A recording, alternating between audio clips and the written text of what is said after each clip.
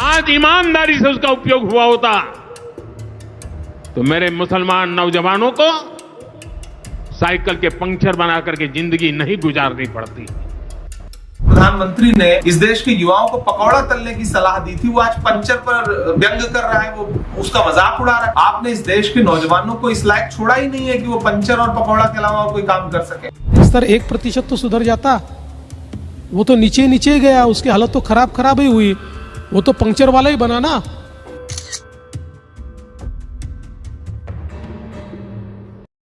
नमस्कार। मोदी जी ने कहा कि मुसलमान नौजवानों को पंचर नहीं बनाना पड़ता अगर वक्त की जमीन का सही तरीके से इस्तेमाल होता। आज ईमानदारी से उसका उपयोग हुआ होता तो मेरे मुसलमान नौजवानों को साइकिल के पंक्चर बना करके जिंदगी नहीं गुजारनी पड़ती। इमरान प्रतापगढ़ी ने तड़ाक से जवाब दिया और कहा कि शहनवाज और नकवी पंचर बना रहे हैं क्या?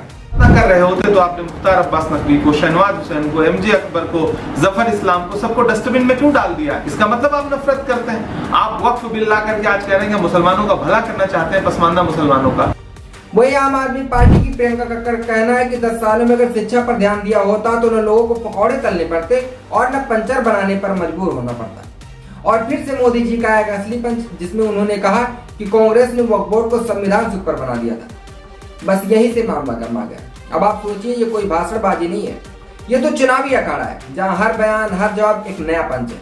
हम आपको दिखाएंगे कौन कितना सही है, कौन कितना सटीक वार कर रहा है और किसकी असली सियासी चाल किस पर काम कर रही है। इस कहानी की शुरुआत हुई कल अंबेडकर जी की जयंती से। मोदी जी हरियाणा में मौजूद थे, जहां प्रधानमंत्री मोदी जी ने एक बार फिर अपने शब्दों के तीर कांग्रेस पर छोड़े, क्योंकि बिना कांग्रेस का नाम लिए मोदी जी का भाषण तो पूरा ही नहीं होता। मंच पर खड़े होकर उन्होंने सिर्फ विकास की परियोजनाओं का लोकार्पण नहीं किया, बल्कि वक्त की जमीन और मुसलमान युवाओं की जिंदगी को लेकर कई बड़े बयान दे डाले।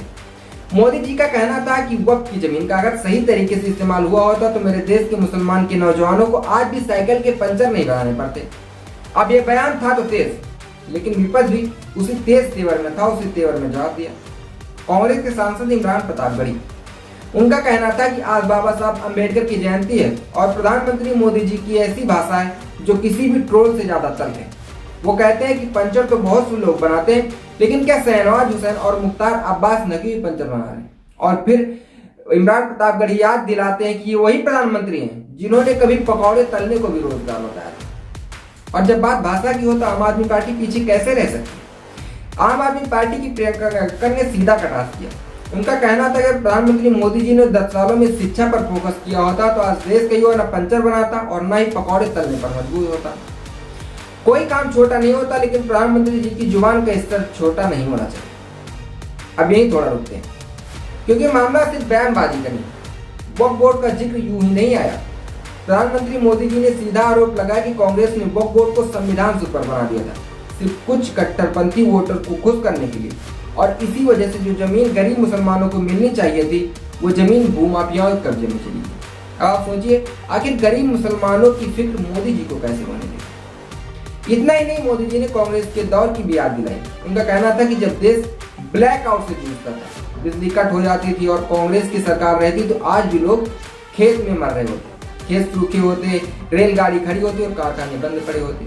जरा सोचिए, अब तक जो रेलगाड़ियां बनी है, नहर बने, वो किसने बनवाए? और अंत में वो अपना वही पुराना संदेश दोहराते हैं कि राजनीति हमारे लिए कोई सत्ता का खेल नहीं है, सेवा का माध्यम है। जो वादा किया निभाए, लेकिन कांग्रेस जहां वादे करती गई न उसका कोई हिसाब है न कोई वादा निभाया। अब आप सोचिए, किसने वादे किए और कौन मुकर गया? अब आप सोचिए, जहां एक तरफ है वादों की लिस्ट, दूसरी तरफ है भाषणों की तीखी जुबान, और इसके बीच में खड़ा है आम आदमी जो आज भी रोजगार, शिक्षा और इज्जत भरी जिंदगी की तलाश में। सवाल ये नहीं कौन कितना तीखा बोला, सवाल ये है किसकी बात से देश बदलेगा।